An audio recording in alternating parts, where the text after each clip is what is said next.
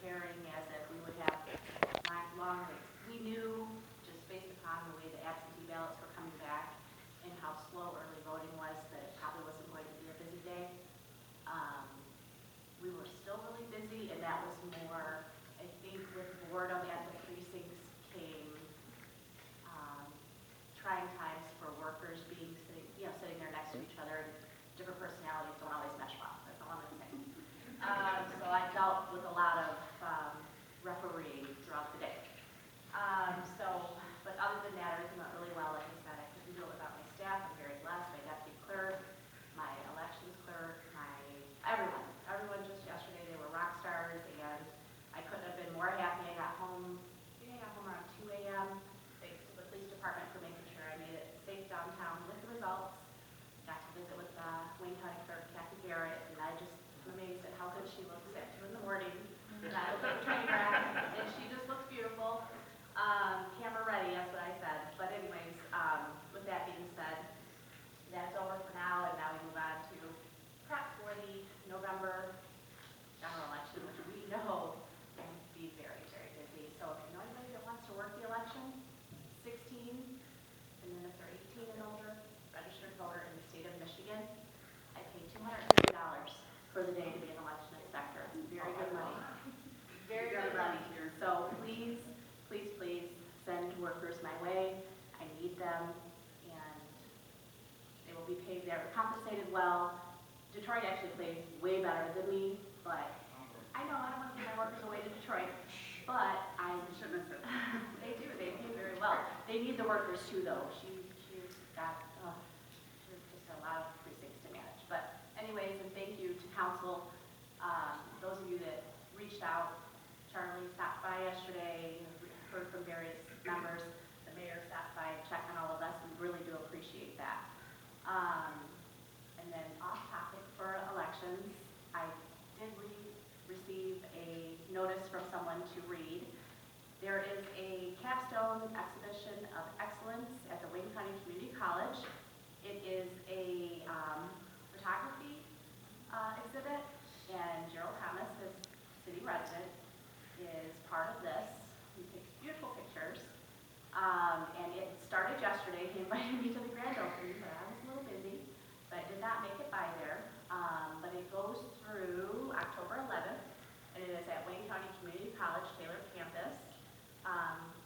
More details. I think there are flyers around City Hall, and I'm sure it's on their website too. But he asked if I would mention it, so I'm mentioning it for him. I plan on stopping by there at some point to take a look at. I'm not sure if these other individuals are Taylor residents, but still, I just thought I would mention that for him. But thank you. I know Mr. Thomas would be here if not for the fact that he has been probably at every single game for the Junior League World Series, and he, along with Mr. Taylor, Dave Corrigan, continue to document not only for the enjoyment of us here in the city, but really globally.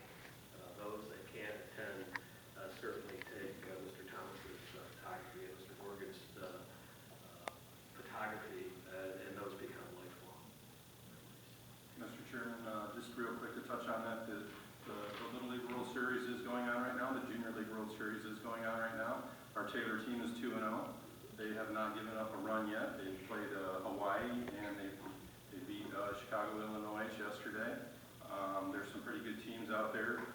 Chinese Taipei looks good again, so they're going to be a tough team to beat, but Taylor is really looking good as the host team. And they play tomorrow. They play tomorrow against Texas. 8 p.m. Yep, and Texas looks pretty decent, so I think that's going to be a pretty good game.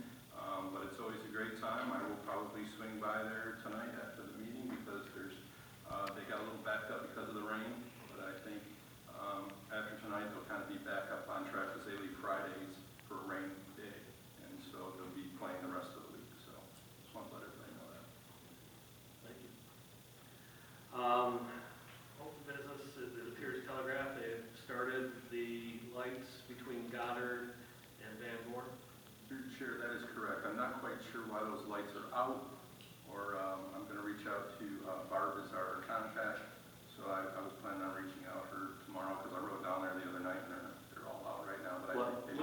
got a digger, Yeah, and they they're dug it out. rerunning the lines. Yeah, but, so they must have disconnected them, that's what I'm thinking. So I'm going to reach out to Barb tomorrow and kind of get an update where they're at, because they just seem like they kind of stopped for a little bit.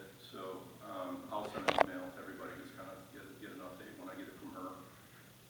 And likewise, beach dealing was the status of that completion. The county actually beat us on the road project. They got North Line done between Inkster and Middle Belt. So, I have to watch what I say, but, I'm told it'll be done by Labor Day.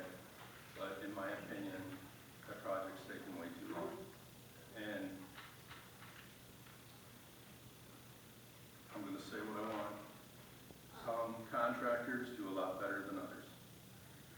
It's plain and simple. Whether people like it or not, if another contractor was doing that, that would have been done probably a month or two ago.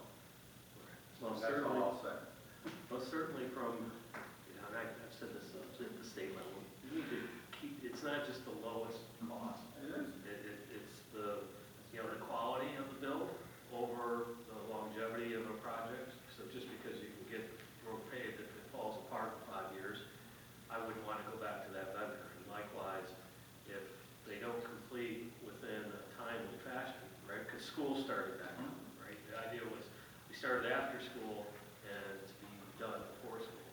Mr. Chairman, what's happening is a lot of times people will bid on a project, they're low, but they're gonna try to do 3 projects at the same time. And that's what's taking so long. Because there's many days where there's nothing being done out there at all. And I got businesses calling and complaining to me, and rightfully so. But we don't know that when we bid it out. We get a bid, and it's the low bid, and we accept it. And then they're coming to Taylor for 2 days a week, and they do this, and then they go out to another project and do their work out there and stuff. And this is what we're left with. And in my opinion, that project has taken way too long. Chairman, Councilman. I'm Beach Daily, yeah, 'cause I think it started in May. Yeah. May, and I know I sent an email to Mr. Gibbs on it yesterday or the day before. And can we hold, like when we do bid this out, can we put a time frame to it and impose sanctions if they're not, absent extenuating circumstances, like if it rains every day, we want to hold someone accountable, but if they're just, I agree, Thursday they are not working on it. So through the chair, that's what I want to get with Mr. Gibbs and Mr. Richards to kind of see what we can do, because it's kind of hard when they do the tear out. It depends on how much cement replacement they got to do. Like I know they're doing something with the drains down there closer to Van Born and stuff, but at the end of the day, we all, this project should be completed by. Quite annoying. Councilman. To be fair, the notice from the city said it would close on the 29th of April, and it would be finished before, was it Labor Day? So they didn't.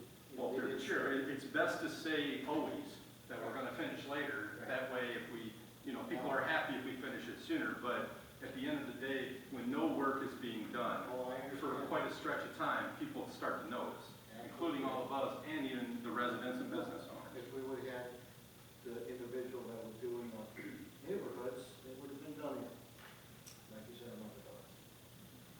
I don't disagree with you. Chairman, I have a few items. One, Northwest Park, I've seen a lot of complaints from residents over there. So off Northwest Park, I'm not saying it wrong, but people driving on the grass, and it just seems like and they have videos of people coming and literally driving through the grass, multiple cars. It just seems like a lot of chaos over there, people saying they can't utilize the park. I know you were putting cameras in there, but is there a status of that? Like, it's a shame that residents over there can't use the park, because people don't know how to use it. So we just finished our trial with the Condor camera thing that's back in February. We brought Condor block camera, live view camera to you guys for a 60-day trial. We made some adjustments to the cameras and that other thing. They just put a new sensory mode on this camera. Before I had to point the camera to a certain direction and hope that whatever was happening there. They just recently made an upgrade to the seed motion to track that motion.